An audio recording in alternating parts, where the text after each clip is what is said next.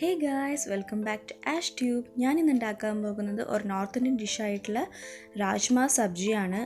രാജ്മ അല്ലെങ്കിൽ kidney beans എന്ന് പറയും.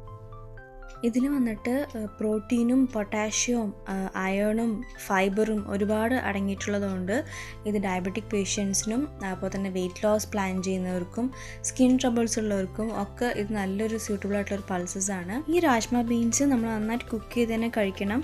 ബിക്കോസ് ഇത് റോ ആയിട്ട് അല്ലെങ്കിൽ ഇംപ്രോപ്പറായിട്ട് കഴിച്ചു കഴിഞ്ഞാൽ അതിൽ ഒരു ലാക്റ്റിൻ എന്ന് പറഞ്ഞിട്ട് ടോക്സിക് കണ്ടന്റ് ഉണ്ട്. അത് നമുക്ക് വൊമിറ്റിങ്ങും നോഷ്യവും വരാൻ ചാൻസസ് ഉണ്ട്. അപ്പോൾ നമുക്കിത് എങ്ങനെയാണ് ഉണ്ടാക്കാമെന്ന് നോക്കാം. Let's get to the video.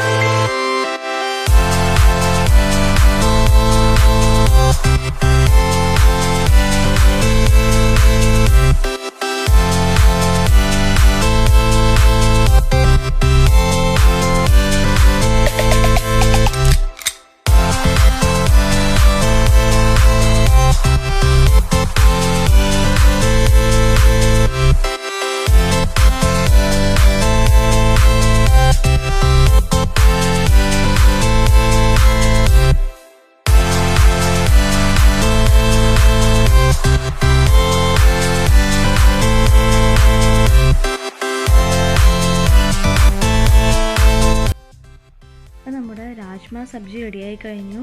ഇത് നിങ്ങൾ വീട്ടിലെല്ലാവരും ഷുവറായും ട്രൈ ചെയ്ത് നോക്കണം. നല്ല യമ്മി ആൻഡ് ന്യൂട്രീഷ്യസ് ആയിട്ടുള്ള ഒരു സൈഡ് ഡിഷാണ്. നല്ല ഹോട്ടായിട്ട് റൈസിൻ്റെ കൂടെയും ചപ്പാത്തിൻ്റെ കൂടെയൊക്കെ നല്ല സൂട്ടബിൾ ആയിട്ടുള്ളതാണ്.